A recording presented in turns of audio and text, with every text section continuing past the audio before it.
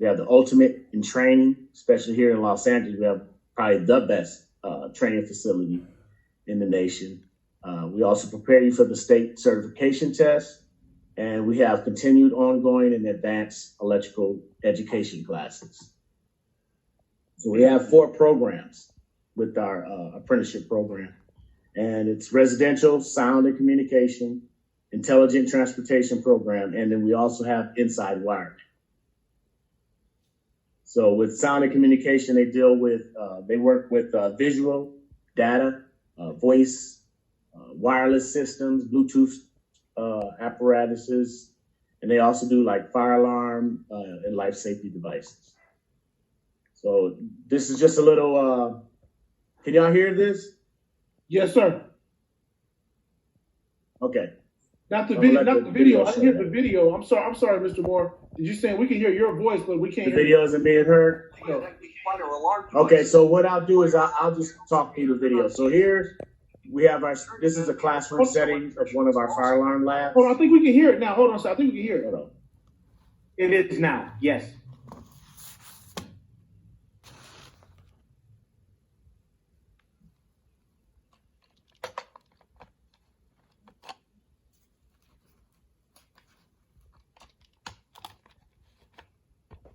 Hey, Mr. Lemus, can you check the waiting room for Jesse Lopez, please?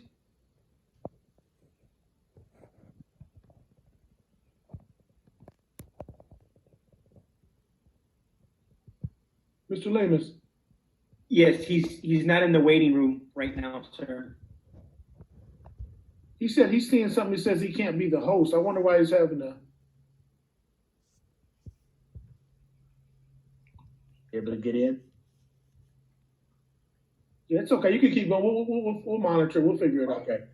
So that's just part of our sound and communication. Then we have intelligent transportation, and with intelligent transportation, we have traffic signals, railroad crossings, signal lights, signal arms, and wireless controls. And here's another video of that. I'll just show you a brief one because I don't know if you can hear it clearly. Here we go.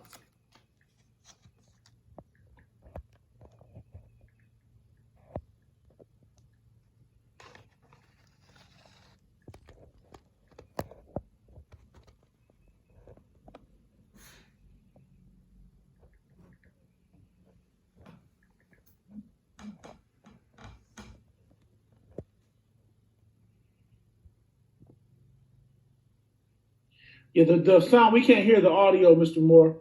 Okay. Yeah. So basically what you're seeing is basically we call it a live lab, and everything that you're going to do out on that job, you can do inside our campus.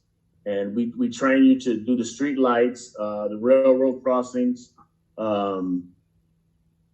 signal arms and all that, but you apply all that in a controlled setting so that any mistakes that you make in this live lab, we can correct it, we can go over it, because after we put these together, we can actually test it to make sure they work. So it'll be just like as if you were right on the city streets, working on these street lights and on these railroad crossings. A lot of people don't even realize that, electricians are even involved with that, because we never think of the street lights. We think just the city, but we actually take care of that, and through our civil service package that we have. Also, we do the railroad crossings, and people forget about the signal arms and the lights there. Those are all electrical jobs also that we operate on. So hold on, skip that. We got a lot of careers inside electrical. So a lot of people only know like we're doing houses, plugs, switches, and lighting. Well, it goes way more than that. I mean, we're right, as you can see, we're doing solar projects, solar farms, and that's where our inside wiring comes in, because they do all the commercial buildings that you see going up, all the high rises that's going up downtown, hospital buildings, school improvements, private sectors. So that'd be like the police department, the fire department. You have like gas stations, all that stuff is electrical. And we cover all that. So there's a requirement to be able to apply. So one, you need to be 18 years of age at the time of the application. You need a valid driver's license. You need a high school diploma, GED, or a 2-year associate's degree or higher. You must provide proof of completing algebra courses by submitting one of the following: an official sealed transcript showing at least 2 semesters of high school algebra with a passing grade of C or better. Or you can have an official sealed transcript showing at least 1 semester of college of algebra with a passing grade of C or better. Certificate showing successful completion of the Electrical Training Alliance online tech math course. So we have an online tech course that if you don't want to go to school and you don't have it, you can go through there. It does have a cost, though. There is a price for that. And I think it's like $175 for the course. But once you're done, and it's done online, so you can take your time and thoroughly know it. But once you're done, it'll give you a certificate that you can present as one of your documentations, and that will be suffice for your completion of the algebra part of the documentation transcript. Also, you need a social security card. You must be a citizen or meet the INS requirements. There's 2 other things that you may need, and that's it. For transportation, you need an additional 10-year DMV printout. That's required on there because you're going to be driving around in city official trucks, so that, boom trucks and stuff. So they just want to know that you have a good driving record before, applying. And most of all, you must have reliable transportation. You have to be able to get to the jobs. A lot of people are saying, well, I can lift over there or I can catch the bus. But there's jobs like for our solar farms, they're out in the middle of nowhere where there's no bus systems or anything. So you would really need to have reliable transportation. Plus, you're going to go to school part-time. So even if they drop you off, they got to get you to school on certain days. So you just want to make sure that you have reliable transportation to be able to apply everything you need for the program. I'm excited. We can meet all these requirements. Yeah, so that's good. That's good. So how do you apply to the apprenticeship? All of our programs are online, and they're online applications, and they're at LAETT.com. So once you go there, you can look at the programs. I would advise the students to, if I know a lot of people are interested in electrical, but because I just showed you 4 programs, I would want you to go YouTube it, research it, so that you know which part of this electrical career that you want to be in. Some people don't want to be an inside wire. Some people just want to be sound in communication. Some people only want to do residential because that's their passion. So I would always say, do what you really want to do as a career, because you're going to be putting in 25, 30 years in this career. And you want to like the job that you're in. That's basically what it is. And so I always say, do a little research. I already see that you already, putting time, you're investing in yourself right now, just being in this class. So I would just say further that investment by researching the programs that we have so that you pick the right program. So after you get done, fill out an application. It'll be about a month or so before you get an email back telling you to bring in these documentations for those different programs. Because of the COVID that's been going on, the coronavirus, our process has been going a little long. It's been going almost like 4 months to get you to the documentation phase. And that's only because they can only bring in so many people at a time. So you may wait you may come in that month, but then you may wait up to about 4 months before they'll call you. But they are going through everyone that comes through the application. So there's no one that just fills out an application and they never get called. They usually get called and they go through some part of the process before they're dropped off or whatever. So after you get done with your documentation, you'll be brought in for the transportation and inside wireman. You have a testing. You have an aptitude test, and that's why you need math. You'll need math for sound intelligent transportation, and inside wiring. But you're only going to test for transportation and inside wiring so that you're clear. And there's a 50 question aptitude test. So 25 of it is math, no more than algebra. So it's just basic algebra. You won't get any trigonometry in this math.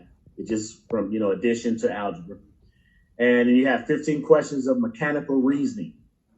And mechanical reasoning, if you don't know what that is, I would say look that up also. But it talks about how things operate so that you can know, like if it's a wheel here, and then you have a wheel here, and you have a rope going through.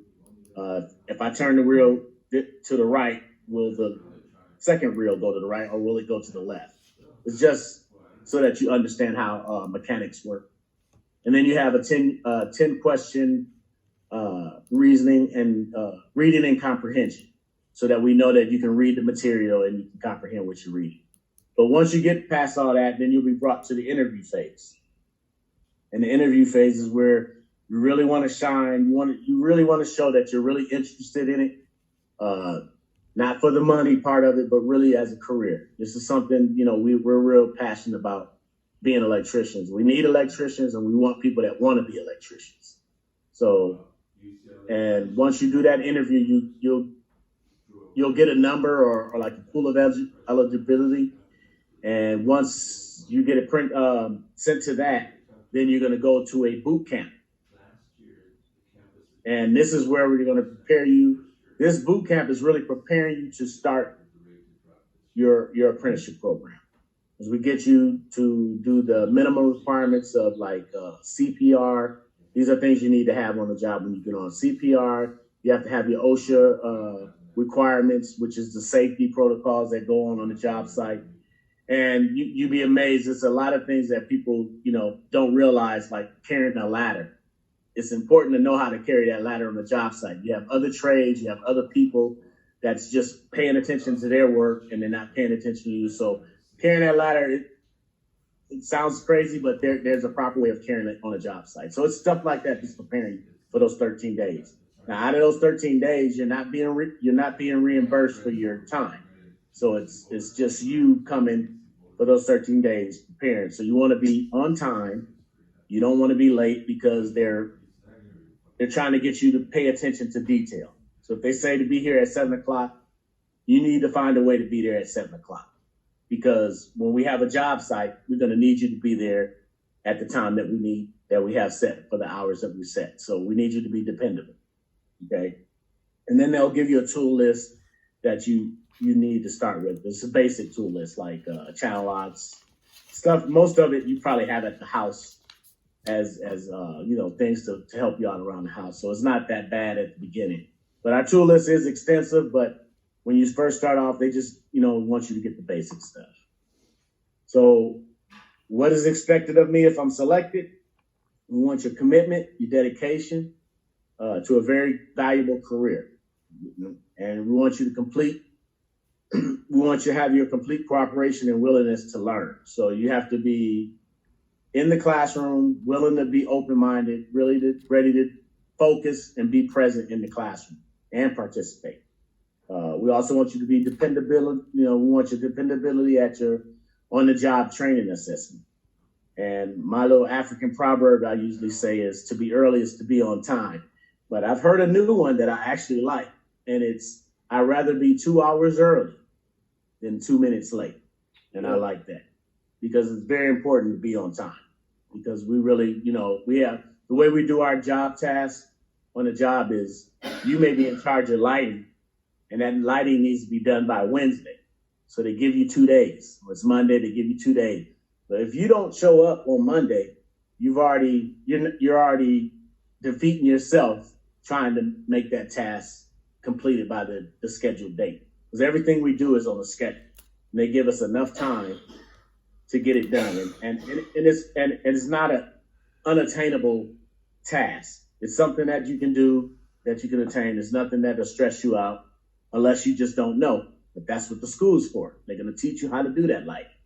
So most of the time you're pretty much prepared. And if it's anything new, even on the job, I've been on a job working at Netflix and they had Netflix wanted a new product that we haven't heard of. Well, they'll bring a representative on the job and teach us about that product so that we're clear on it. And everybody is there and you're still getting paid to learn.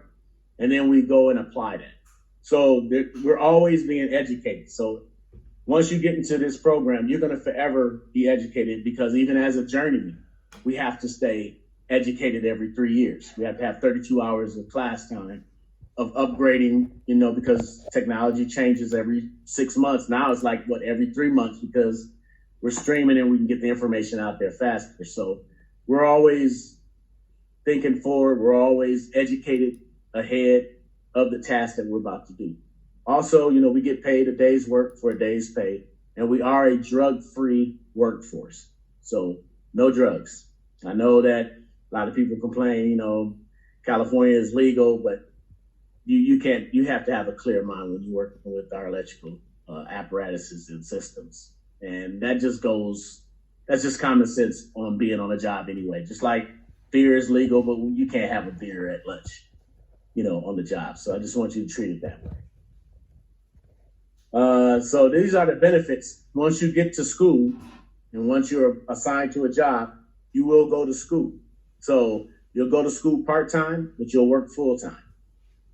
And with that, can I ask you a quick question, sir? Mr. Yeah, Moore? go ahead. So you're saying that while they're students, they're still able to make money while they're working as students? This is an earn while you learn program. Okay. So you will be employed. Okay. Yeah. Thank you. And so after 90 days of employment, you'll start to receive medical. So if you have 12 people in your family, all 12 of them are covered. So, you know, and that's if you're married. It's not just, you know, whatever, you know, but yeah, you're covered for 9 days, and that's in our apprenticeship. After that, the pay scale for our apprentices, they make about $35,000, which goes up every year as they become a journeyman. And our journeymen make about $80,000 to $100,000 a year, just on a normal pay scale. No OT.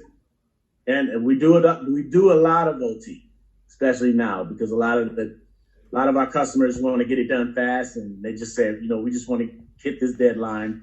And so I've worked on jobs where I've worked 7/12s, and that's a lot of hours, and it's a lot of money. But, you know, everything is safe. Safety is our biggest priority, because we want you to come in and leave the same way you came in. And that was healthy, safe, and you know, movable. So this is some unfinished work I did.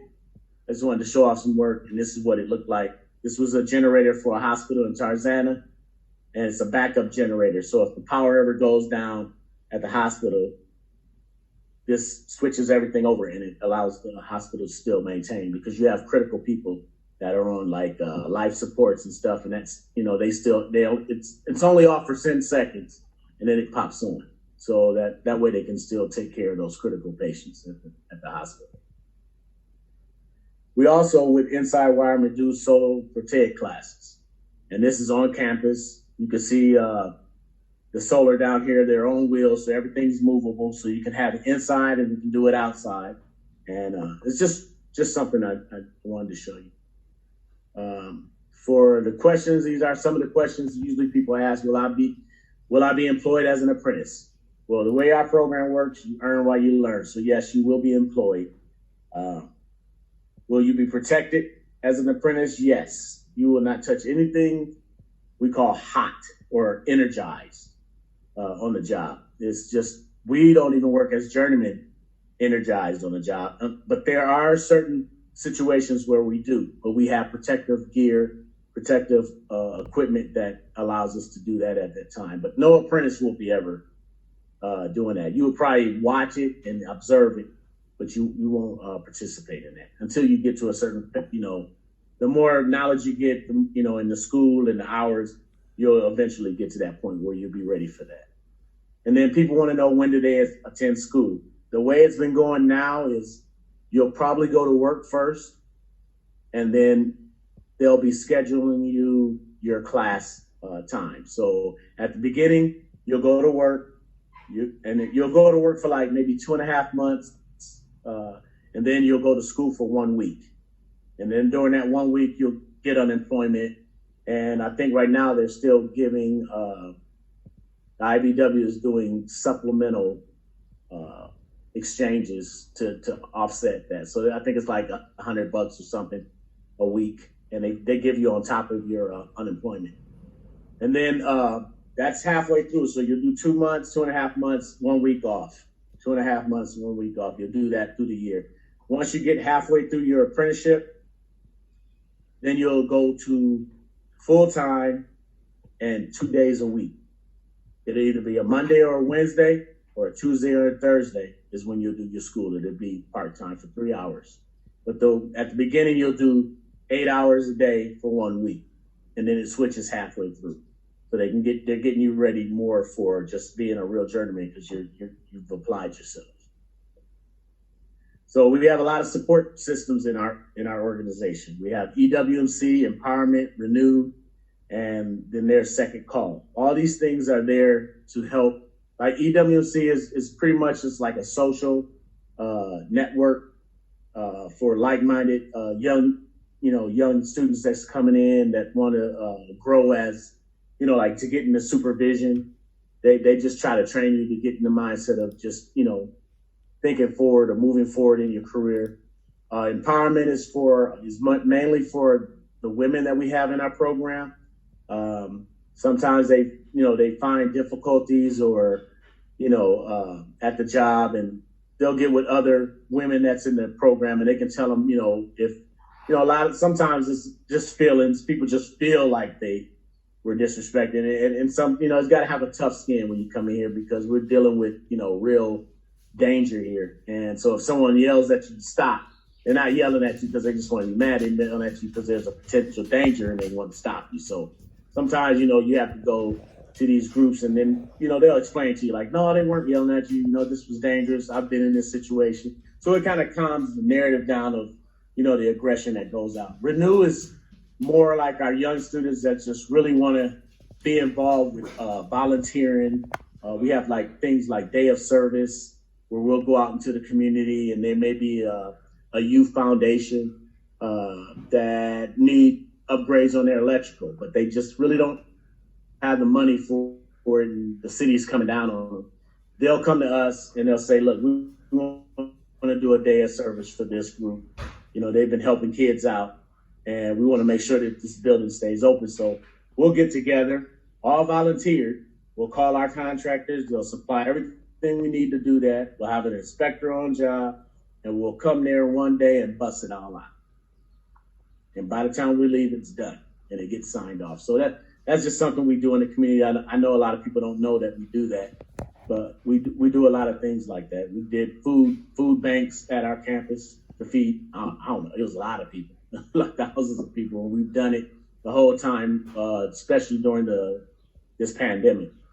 And then Second Call is like a community, people that were formerly incarcerated. So we do take people that formerly incarcerated. As long as they want to be electricians, that's who we want. So sometimes they need to talk to people for situations that's on their job, and they can talk to like-minded people to say, no, it's not that bad, or it's just like, you can give me a call if you feel like something's going wrong or you just need a little help. It's pretty much like a brotherhood, just to make sure that everybody's on the same page, because there's no one here in this program or at this school that wants you to fail.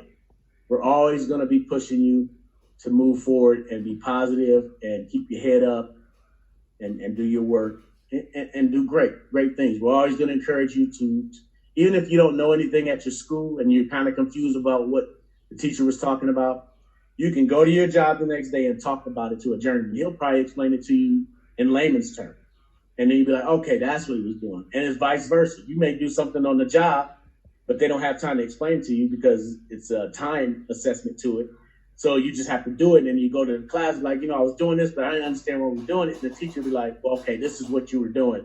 They just didn't have time to tell you. And then they can go more thoroughly to explain what you were doing. So you're going to constantly be educated the whole time that you're in this program and when you're out, because we're constantly learning.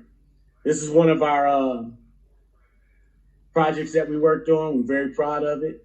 And this would be your sound and communication part of it, because that's the visual board. That's the visual part of the of sound, and we're very proud of it. Can't wait till we really get it open and show it off like we want to. And we do, like I said, we do a lot of volunteering. Mr. Moore, because everybody might not know what that was right there that you just showed. That's the visual board at the Sophie Stadium at the NFL for the Los Angeles Rams. It's a big display in the middle of the field. So there's a 360-degree view of everything in there. So whatever they're showing, they're showing the teams, you can watch it up on the screen. You can actually watch it live. They'll probably be showing. It's almost like having DirecTV live, because they'll probably show the other teams doing making their touchdowns, so that you're updated on that. For people that's in the football pool, we all get involved with that at some sort for fun, So that was just a visual board that's up in the sky of the stadium. It's at center. Nice. So this, like I said, this is a food banking that we did here. This was in Lancaster.